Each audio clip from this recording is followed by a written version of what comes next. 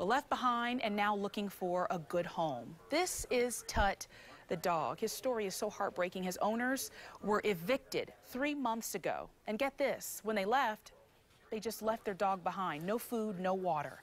The Now's Jacqueline Glace tells you how you can help. Well, I think it's terrible. Tut the dog is sitting outside of his owner Zephyr Hill's home, waiting for them. Only they aren't coming back.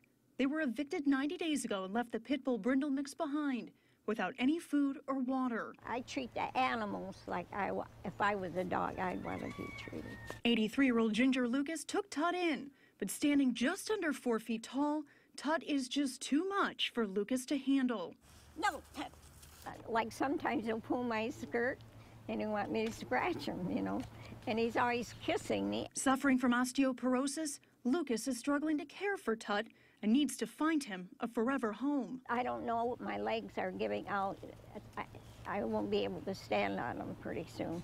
Not to mention, Lucas is living on a fixed income and is barely paying for dog food. She couldn't even afford a doghouse, so she built this. That was next door.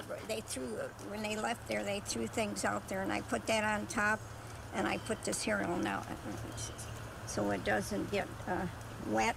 Pasco County animal control officers have tried trapping Tut twice, but it hasn't worked. He's scared and runs away. Lucas loves Tut and wishes she could keep him. I'm gonna, yeah, I'm gonna be sad when he goes, but I can't keep him. She does, however, have ideas about her dream home for Tut. A good home in the country where he can run and people love him.